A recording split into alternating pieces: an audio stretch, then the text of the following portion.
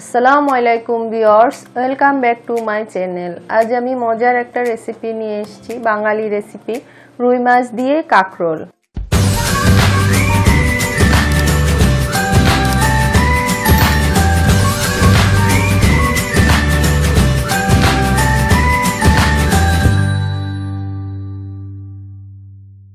চলে এলাম কিচেনে। প্যান বসিয়েছি, এখানে প্রায় 3 টেবিল চামচের মতো তেল দিলাম। আর এখানে 4 পিস রুই মাছ নিয়েছি। সামান্য হলুদ, সামান্য মরিচ আর সামান্য লবণ দিয়ে মেখে নিচ্ছি। দেখতে পাচ্ছেন, দিয়ে দিলাম চুলায়। কয়দিন মাংস খেতে খেতে সবাই খুব টায়ার্ড, তো এখন মাছের রেসিপি ভালো লাগবে, তাই শেয়ার করলাম। 3 মিনিট পর আমি উল্টে দিচ্ছি।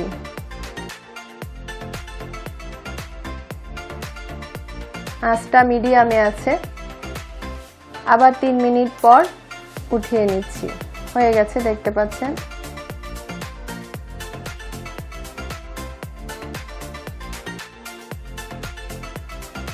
প্যান বসালাম আর যে মাছ ভেজেছিলাম ওই তেলটা আমি ঢেলে নিলাম প্যানে।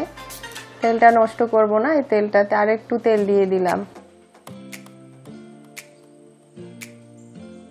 2টো পেঁয়াজ কুচি দিয়ে দিলাম। মাঝারি সাইজের 2টি পেঁয়াজ কুচি একটু ভেজে নিব 2 মিনিট।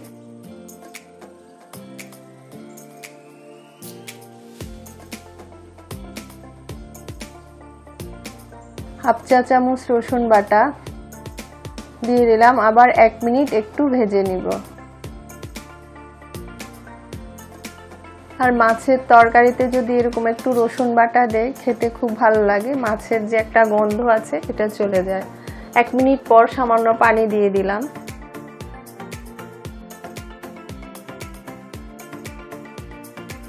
আঁচটা এখন মিডিয়ামে আছে। হাফ চা চামচের থেকে কম দিলাম হলদের গুঁড়ি, সামান্য একটু কম, হাফ চা চামচ থেকে। হাফ চা চামচ ধনিয়ার গুঁড়ি, হাফ চা চামচ জিরার গুঁড়ি, হাফ চা চামচ মরিচের গুঁড়ি, হাফ চা চামচ লবণ।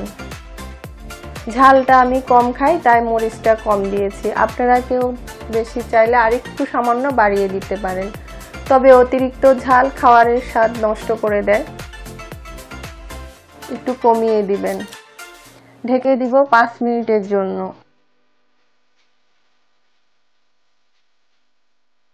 ফিরে আসলাম 5 মিনিট পর। দেখতে পাচ্ছেন মশলাটা প্রায় কষে গেছে, তেলটাও উপরে উঠে এসছে। এখানে আমি 3টা কাঁকরোলের যে উপরে একটা কাটা কাটা অংশ থাকে ওটা ছেঁচে কেটে নিয়েছি, আর একটা আলু এরকম লম্বা লম্বা করে কেটে নিয়েছি। দিয়ে দিলাম মশলার ভিতর, ভালো করে মিক্স করে দিচ্ছি। 5 থেকে 6 মিনিট এগুলো আমি আবার কষাবো।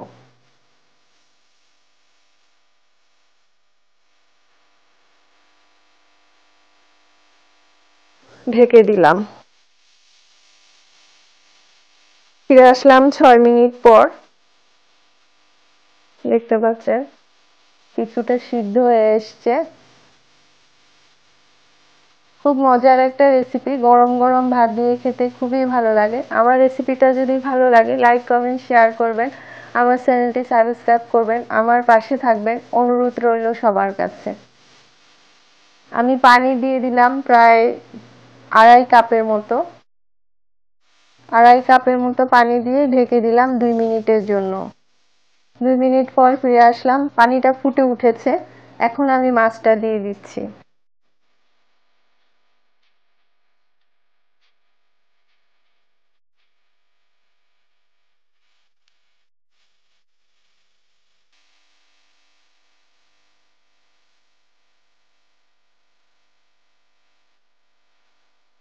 দিয়ে দিলাম একটা টমেটো, এভাবে লম্বা লম্বা করে কেটে নিয়েছি। ঢেকে দিব 6-7 মিনিটের জন্য মিডিয়াম আছে।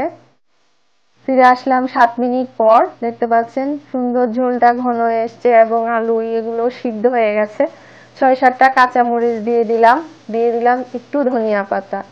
একদম লো আছে আরো 2-3 মিনিট রান্না করব, তারপর আপনাদেরকে পরিবেশন করে দেখাবো।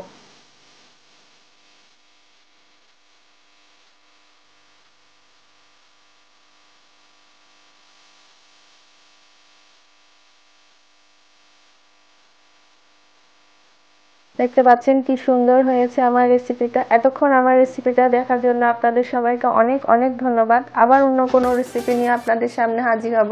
সবাই ভালো থাকবেন। আল্লাহ হাফেজ।